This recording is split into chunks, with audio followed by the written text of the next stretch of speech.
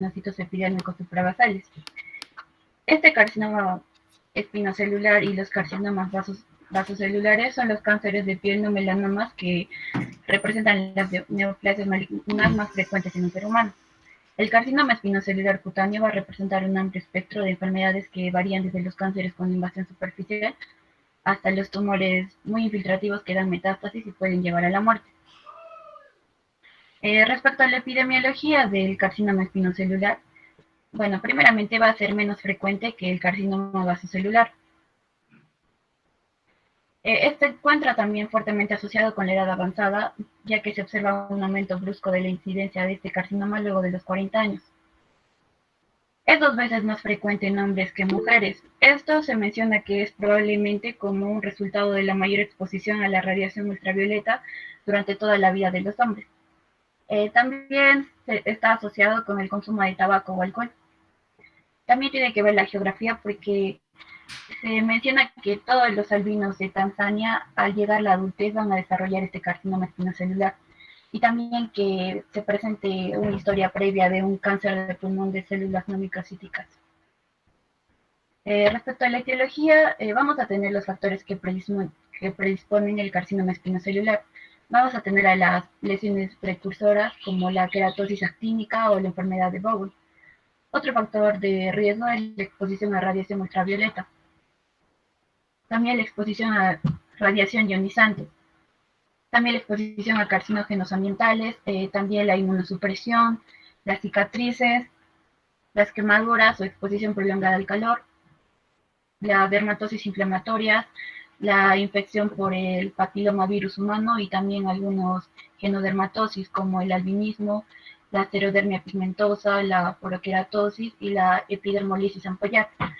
Respecto a los aspectos moleculares de este carcinoma, se van a presentar por alteraciones genéticas, especialmente por mutaciones del gen P53 y también por mutaciones de otros reguladores de la apoptosis en el carcinoma espinocelular y también va a tener en cuenta lo que es la evasión inmunitaria. Respecto a la presentación clínica, primeramente este se va a presentar como una mácula o una pápula levemente solevantada roja, hiperkeratósica, ubicada preferentemente en áreas expuestas al sol. Pero también se puede localizar, ¿no?, en cualquier lugar, como vemos aquí en esta imagen, que a nivel de piel, a nivel de cabello se va a presentar en un 4.8%, a nivel de la cara se va a presentar en un 67.6%, a nivel del cuello en un 1.9%, a nivel del tronco en un 2.1%, en los genitales en un 3.6% y en las extremidades un 20%. El carcinoma espinocelular se va a clasificar en intraepidérmicos, los cuales tenemos a la enfermedad de Bowen y a la eritoplasia de Queyrat. Se van a clasificar también en invasivos y localizados, en el cual aquí tenemos al cuerno cutáneo, al verrucoso, a la queratoacontoma y también a un carcinoma ulcerado. También se va a clasificar en penetrantes y destructores, como vemos en la imagen. De acuerdo a su morfología, también lo podemos clasificar en superficial, en vegetante, en verrugoso y en ulcerado.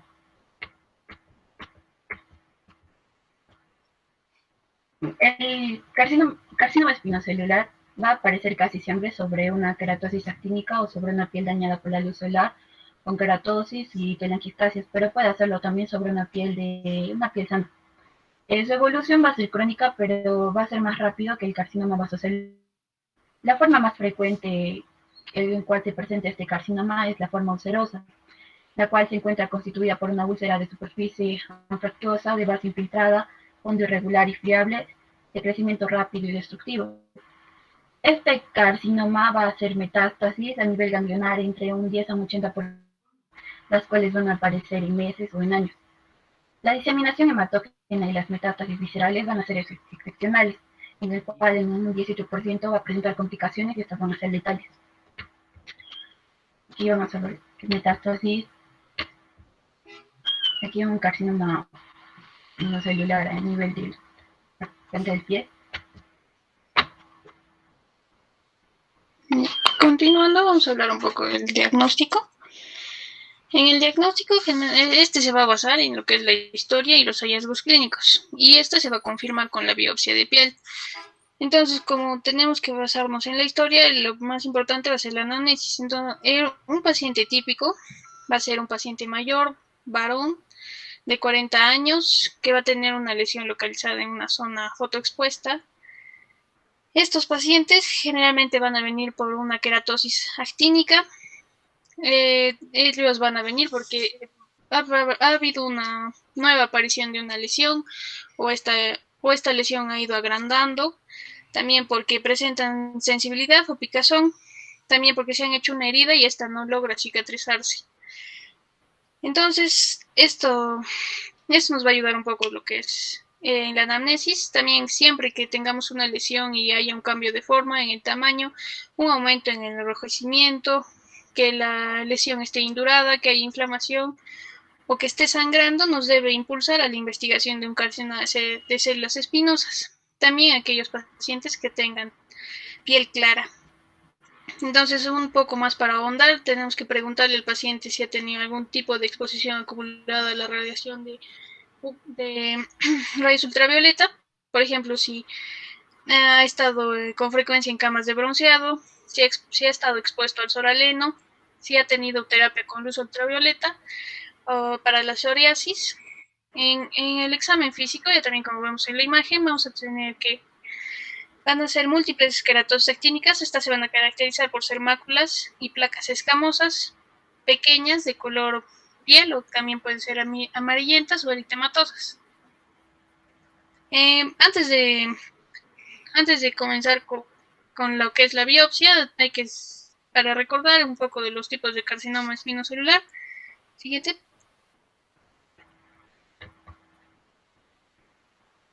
Vamos a tener la enfermedad de Bowen. Como ven en la imagen, vamos a tener placas delgadas de color carne o eritematosas que generalmente van a tener costras hemorrágicas o escamas. En el carcinoma espinocelular invasivo, que ya también van a ser tumores exofílicos y en ocasiones van a ser ulcerados. Y por último, el carcinoma espinocelular metastásico, que es el más agresivo, el cual te va a diseminar a los ganglios linfáticos regionales en un 85% de los casos y en un 15% se va a diseminar a sitios distantes, entre los cuales los más frecuentes son el pulmón, el hígado, el cerebro, la piel y los huesos. Siguiente.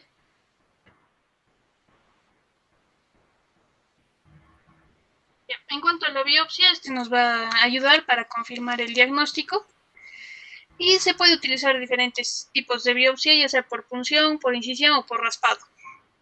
Entonces, el aspecto histológico va a depender de qué tipo de carcinoma espinocelular tenemos en cada paciente.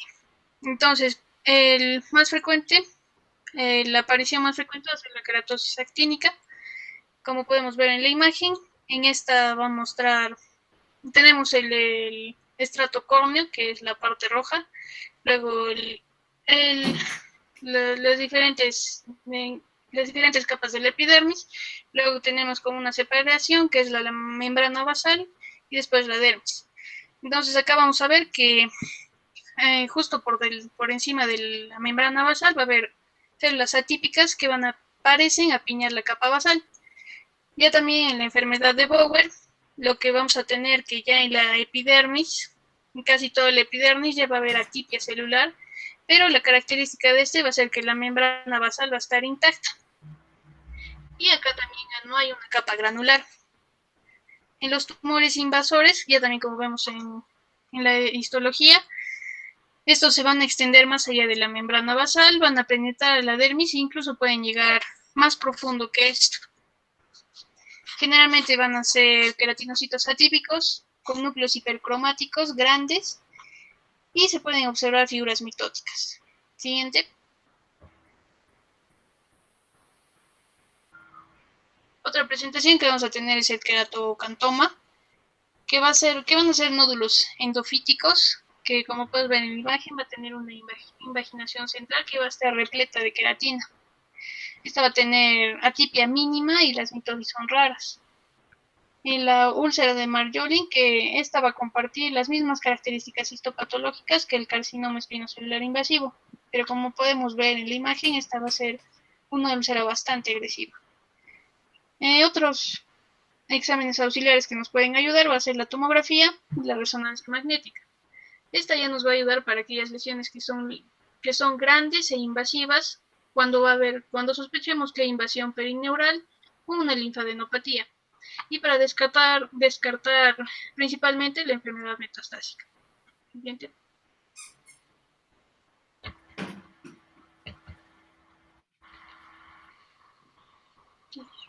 En los criterios diagnósticos, estos van a ser histológicos. En la enfermedad de Bowen, como ya les había mencionado, tiene que haber una atipia en el espesor total que solo se va a limitar al epidermis y que va a ser caracterizada porque la membrana basal va a estar intacta e indemne. En el carcinoma invasivo ya también este tumor se va a extender más allá del epidermis e incluso puede llegar hasta la hipodermis o incluso más estructuras más profundas. En la clasificación clínico-patológica ya va a ser con características de las células, si es bien diferenciado o si es moderadamente poco diferenciado o si ya hay células fusiformes. En el diagnóstico diferencial, el principal diagnóstico diferencial vamos a tener la queratosis actínica solamente con esta, la cual la principal diferencia es que esta va a ser única, en cambio en el carcinoma espinocelular son múltiples. También esta va a tener en su biopsia la queratosis actínica, va a mostrar una atipia en la capa basal y no afecta a todo el espesor de la epidermis. Ya también con el carcinoma de células basales, estas van a presentar pápulas nacaradas o placas con fronteras que generalmente van a presentar telangiectasias y ulceración cuando los tumores van a ser más grandes.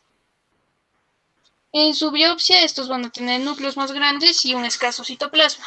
En la queratosis seborreica ya también van a tener un aspecto pegado las lesiones y van a tener diferentes grados de pigmentación.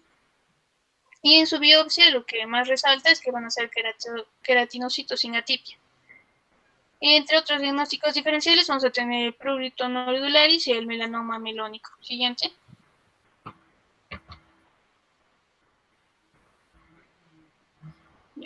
El tratamiento, primero en la enfermedad de Bowen, o también llamada el carcinoma espinocelular invasivo, como primera línea vamos a tener la terapia destructiva. En esta van a incluir lo que es la crioterapia, que va a ser aquella en la que se utiliza nitrógeno líquido, la que se aplica con una pistola en contacto directo con la lesión y lo que va a provocar es una vesícula o una bola.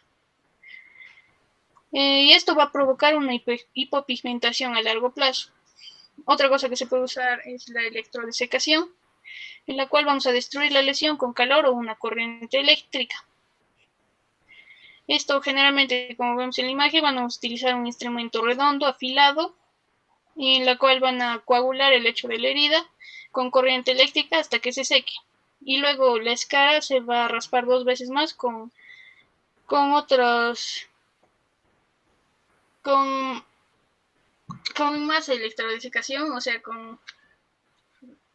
ya en la otra tenemos la terapia fotodinámica, que en la cual vamos a utilizar un fotosensibilizador tópico, el cual puede ser el ácido 5-aminolebulínico o el ácido metilaminolebulínico, el cual va a hacer que haya una acumulación de la protoporfirina y esto va a provocar una muerte celular con la exposición a la luz visible.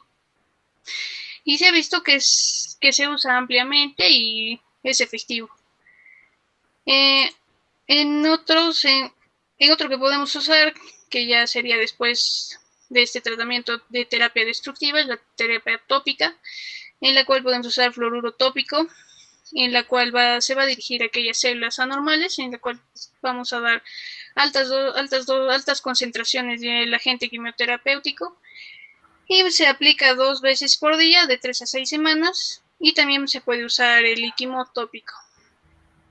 Otra cosa que se puede usar es la cirugía de Mohs, en la cual va a tener 2 tipos, la convencional que se va a indicar para tumores de menos de 2 centímetros de diámetro y la micrográfica que va a ser mayor en tumores de mayor a 2 centímetros de diámetro, y esto se va a dar en aquellas lesiones que sean en áreas que sean cosméticamente sensibles, como la cara. Y de segunda línea para este carcinoma se usa la radioterapia, y en aquellos casos que sea la lesión irresecable o que no tengan o que sean malos candidatos para la cirugía. Siguiente. El otro carcinoma es el espinocelular invasivo, en la cual se va a dividir para aquellas lesiones que sean de menos de 2 centímetros de diámetro y aquellas que sean mayor a 2 centímetros. En la que son de menor a 2 centímetros se utiliza la cirugía convencional, en la cual, igual que ya les estoy explicando, esta se va a utilizar en aquellas lesiones que no sean cosméticamente sensibles, y ya también en las que son lesiones mayores a 2 centímetros se utiliza la microcirugía de Mohs para aquellas áreas cosméticamente sensibles como son la cara. En el carcinoma espinocelular metastásico es casi el mismo tratamiento, en el cual cuando una lesión es menor a 2 centímetros se utiliza la cirugía convencional para resecar el tumor y los ganglios linfáticos afectados. Junto con esto se puede utilizar radioterapia, y también podemos adjuntar agentes quimioterapéuticos como es el interferón alfa 2B o el capacitabina, o en una segunda línea de estos el semiplimab. Y en aquellos que son mayores a 2 centímetros, igual se utiliza la microcirugía de Mohs más radioterapia, y podemos adjuntar con algún quimioterapéutico. Y ya también en aquellos pacientes inmunodeprimidos que tengan alto riesgo de enfermedad metastásica, se ha visto que funciona la acetretina o la laotretinoína. Siguiente. Y con respecto al pronóstico, se dice que cuando un paciente se sana va a tener un 18% de probabilidad de presentar otra vez el carcinoma espinocelular en 3 años. El pronóstico generalmente depende de la profundidad de la invasión tumoral, el patrón histológico y el estado inmunológico del paciente. Siguiente. Ya. Continuando con la exposición, les voy a hablar sobre el carcinoma de células basales. Este va a ser el cáncer más frecuente en los humanos y va a ser una neoplasia que va a estar causada por los rayos ultravioleta. Ahora va a mostrar una invasión local, es maligno y destructivo, pero su crecimiento va a ser lento y su tendencia a enviar metástasis va a ser muy nula. En cuanto a la epidemiología, va a afectar mayormente a las personas mayores a 40 años y va a ser más frecuente en varones que en mujeres. También hay más de 400,000 nuevos pacientes cada año. Y bueno, va a ser poco frecuente en las personas de piel morena o negros, ¿no? En cuanto a la imagen, vamos a ver que va a haber una lesión de color rojo vivo con un borde enrollado. Siguiente. En cuanto a las causas, esta va a provenir de la acción de los rayos ultravioleta B predominantemente dentro del espectro UVB de 290 a 390 nanómetros, y también va a estar inducido por mutaciones en los genes supresores. La probabilidad de presentar este carcinoma de células basales múltiple puede ser hereditario, y también en muchos casos está vinculado con el gen PTSH. Y en cuanto a los factores predisponentes, los fototipos 1 y 2 van a ser y los sujetos albinos van a ser muy susceptibles a presentar, ¿no?, el carcinoma de células basales, si es que estos se van a exponer por un tiempo prolongado a la luz solar. También tiene que ver mucho el antecedente de una exposición intensa a los rayos actínicos en jóvenes, y esto va a predisponer a la piel al surgimiento, ¿no?, de carcinoma de células basales en etapas posteriores. También está relacionado a la aplicación previa de rayos X contra el acné facial, que va a agravar el riesgo. Siguiente.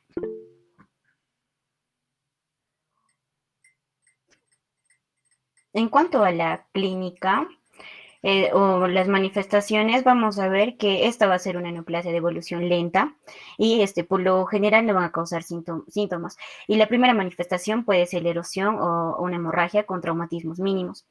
Vamos a tener lesiones cutáneas, se van a conocer los 5 tipos clínicos. Vamos a hablar primero sobre el nodular. Va a ser una pápula o un nódulo translúcido de color de la piel o rojizo, con una superficie lisa y también va a presentar telangiectasias, con bordes definidos y consistencia firme. Algunos segmentos pueden tener erosiones o zonas puntiformes de pigmentación con melanina, ¿no? Como se puede observar en la imagen. Siguiente. ¿No? Por ejemplo, vamos a ver una placa lisa, brillosa en el párpado inferior con múltiples telangiectasias. Luego vamos a tener el carcinoma de células basales, el ulceroso. En acá se va a incluir, ¿no?, lo que es una úlcera. Esta va a estar cubierta por una costra con un borde elevado, que igual es translúcido, perlino, liso, y también va a tener telangiectasias y una consistencia firme. Siguiente. ¿No?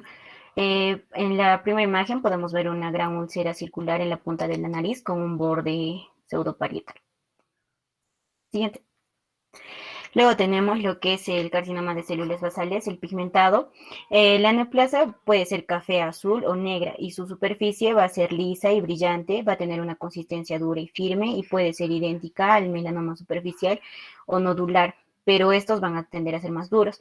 También pueden aparecer lesiones quísticas, redondas, ovales, con un centro umbilicado. Siguiente. ¿No? Por ejemplo, ahí se puede observar un nódulo con bordes irregulares y tipo vanigado de melanina. Siguiente. También tenemos el esclerótico. Va a tener es de aspecto pequeño, como un parche de morfea o una cicatriz superficial. Va a ser poco definido, va a ser del color de la piel, puede ser blanquecino y va a tener también con pigmento puntiforme o a manera de pimienta. Y en este tipo infiltrante va a haber una cantidad excesiva de estroma fibroso.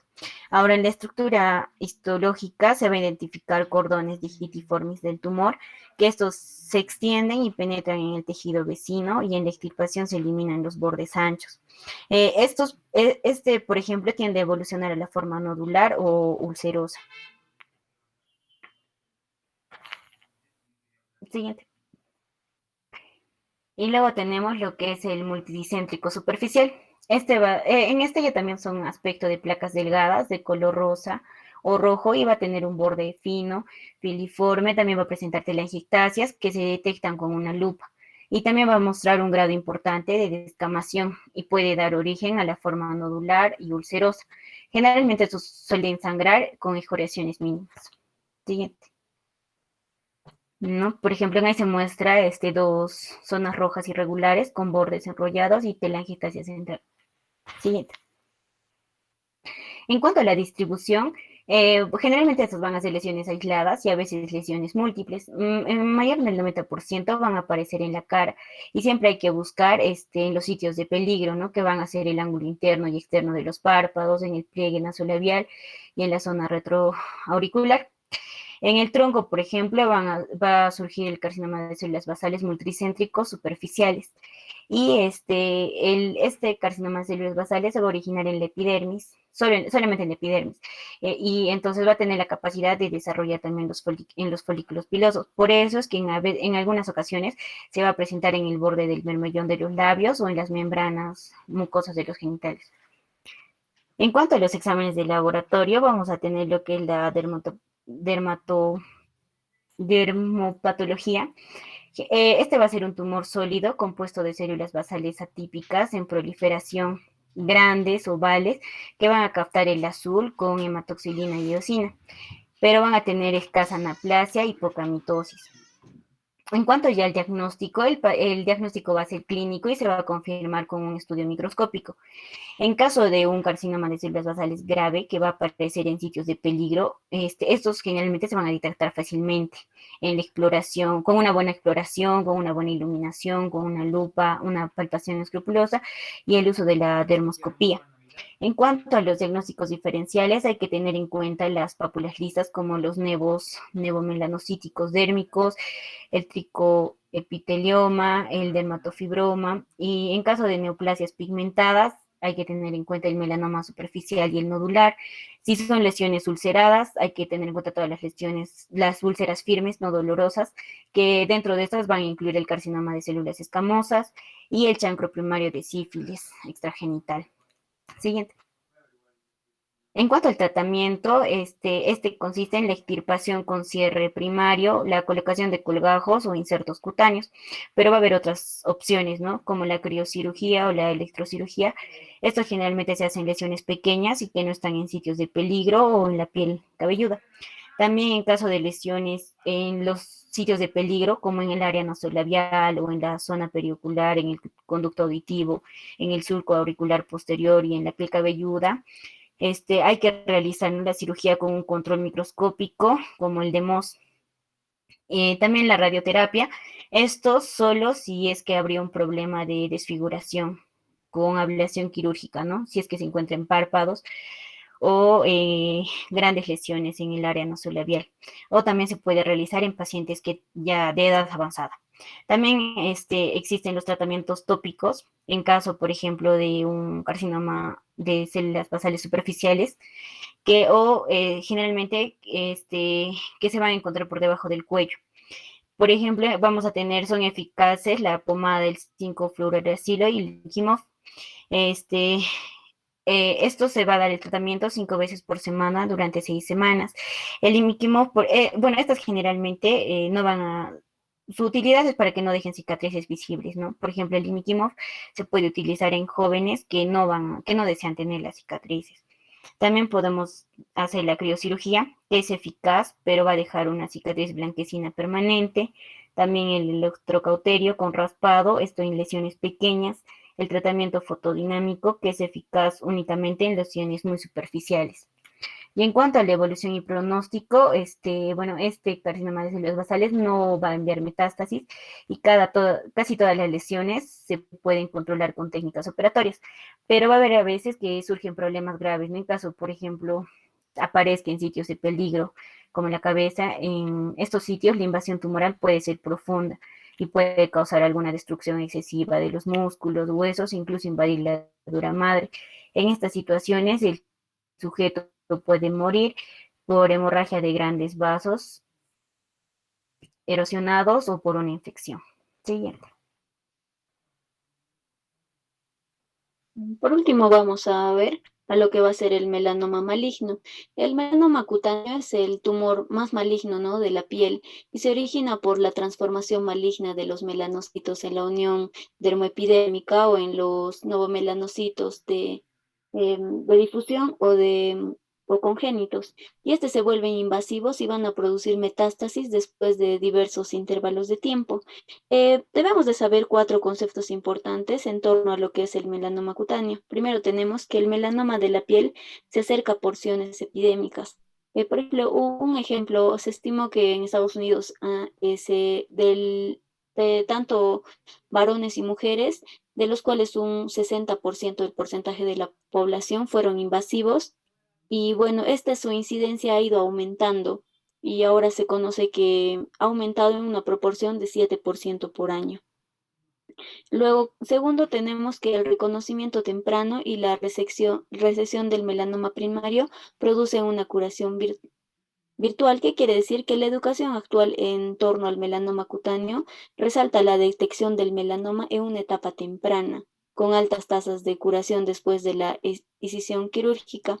Y esto va a hacer que el paciente tenga mejor pronóstico, ¿no? Y luego tenemos que esto es muy importante, que todos los médicos, enfermeras, todo el personal de salud tienen la responsabilidad de detectar el melanoma en la etapa inicial.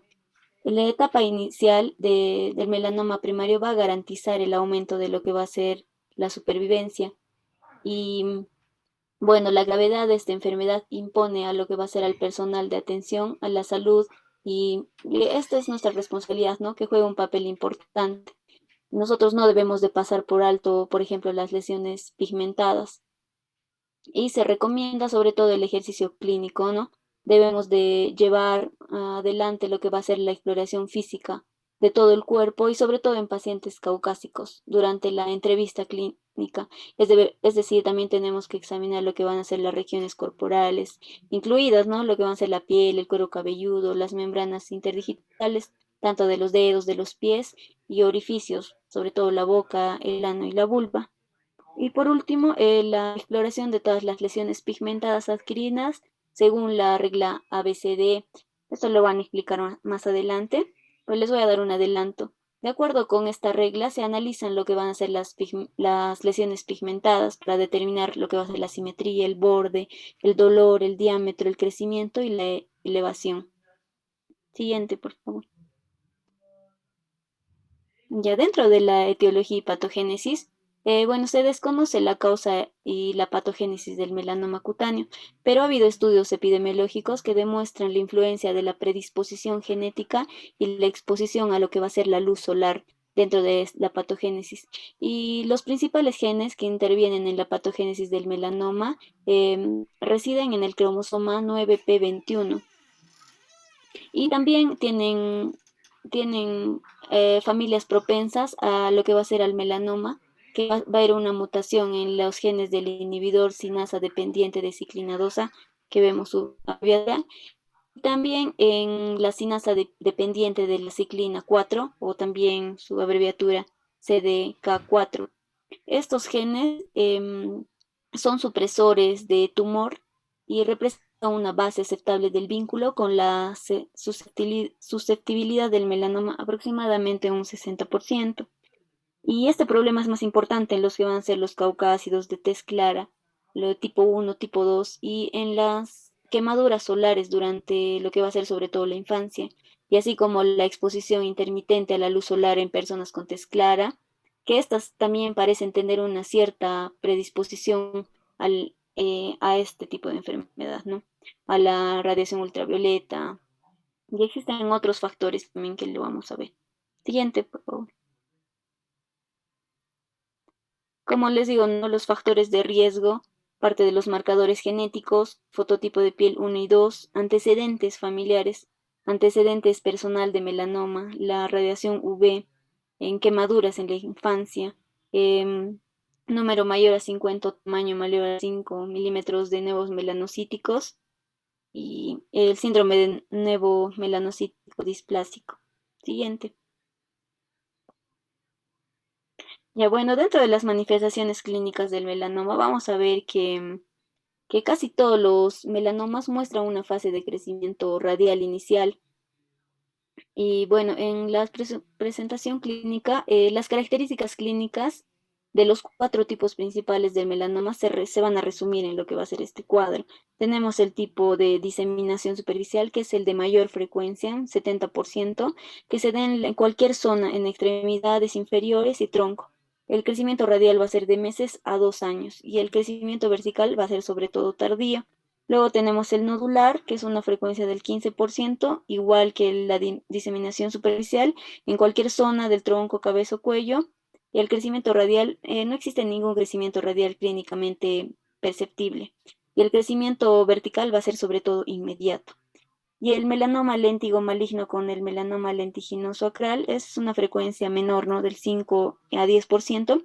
El melanoma léntigo maligno se da sobre todo en la zona de la cara, el cuello, los dorsos de las manos. El crecimiento radial va a ser en años y el vertical va a ser muy extremadamente tardío. Y el último, ¿no? El melanoma lentiginoso acral, sobre todo se va a presentar en la zona de las palmas, las plantas o fungial. El crecimiento radial va a ser de meses a años y el crecimiento vertical va a ser temprano, pero vamos a reconocerlo tardíamente. Siguiente. Ya, respecto a los tipos de melanoma, vamos a ver que, bueno, enfocarnos más en la epidemiología, ya que nos puede ayudar para saber diferenciarlos. Respecto al melanoma de extensión superficial, vamos a ver que va a ser el más frecuente y se va a dar generalmente entre personas de 40 a 50 años con predominio de mujeres y personas que están con una exposición intermitente a la luz solar. Respecto al melanoma nodular, vamos a ver que va a ser el más agresivo y que va a darse más frecuente en hombres que en mujeres. Va a darse con entre el 50 y 60 años de edad. Vamos a ver que va a ser de crecimiento rápido y va a presentar un sangrado frecuente. Respecto al léntigo maligno, vamos a ver que se va a dar en las personas mayores a 60 años con exposición intermitente a la luz solar y que va a estar, puede darse en la cara, cabeza o cuello. El melanoma lentiginoso acral, vamos a ver que va a ser lo menos frecuente y generalmente se va a dar en la raza negra y en los asiáticos. No necesariamente tiene que ver con la exposición a la luz solar. Se puede dar en las palmas, manos, pies, uñas y labios de la persona. Vamos a ver que este melanoma va a crecer en profundidad. Siguiente, por favor. Para diferenciar el melanoma, generalmente se le confunde con un lunar. Vamos a tener, como ya mencionó mi compañera, el ABCD. Vamos a enfocarnos en la asimetría. Vamos a ver que generalmente un lunar tiene forma ovalada, en cambio el melanoma va a tener distintas formas. Respecto a los bordes, el melanoma va a tener bordes irregulares y generalmente aparecen picos. Respecto al color, vamos a tener que pueden tener colores variables, puede aparecer desde un marrón claro a negro o colores incluso más claros. Respecto al diámetro, tiene que ser mayor a 6 centímetros. Ya la evolución, vamos a ver que va a cambiar de aspecto en cuanto al tamaño, al color o al espesor. Siguiente, por favor. Para hacer el diagnóstico, bueno, el diagnóstico vamos a tener que hacerlo respecto a distintas técnicas para determinar el estadio y según eso encontrar el tratamiento más adecuado. Vamos a hacer una exploración física y un mapeo de ganglios linfáticos. También, en el caso de que se encuentren ganglios linfáticos, vamos a hacer la biopsia del ganglio linfático sentinela, es decir, el primer ganglio que ha aparecido, para extraerlo y buscar células cancerosas. También se va a realizar una tomografía computarizada para ver el interior del ganglio linfático. La exploración con PET va a ser muy infrecuente, solamente se va a hacer cuando estamos en sospecha de si eso no es un melanoma maligno y nos va a servir para detectar las células de tumores malignos. Se le va a inyectar glucosa radiactiva. También se le puede hacer una imagen por resonancia magnética con gadolinium y análisis de sangre. Respecto al estadiaje, vamos a tener la clasificación TNM, T va a ser para el tumor.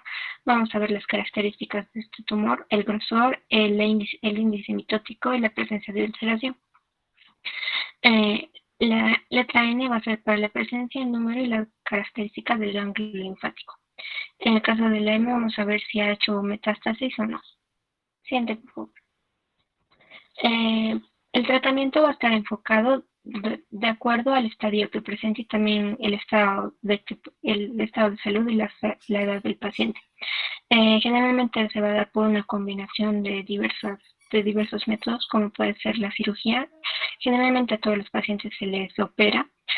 Consiste en la total extirpación del tumor junto a una parte de tejido sano que estaba alrededor del tumor para evitar que el cáncer se siga propagando.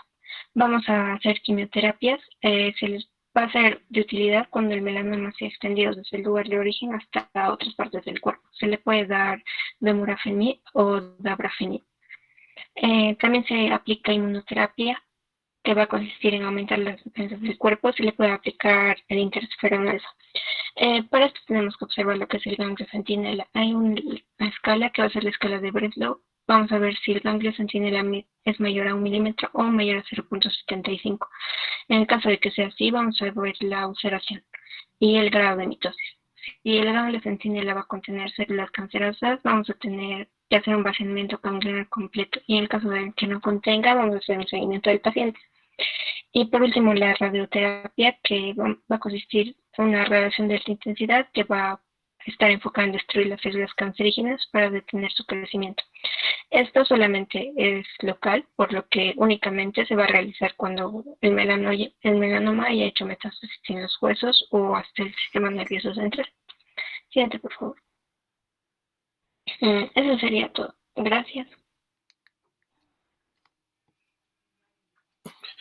Ya, listo, chicos. Vamos a hacer un comentario de todos los carcinomas la siguiente clase, al iniciar la siguiente clase. ¿Ya? Nos quedamos acá. ¿Listo?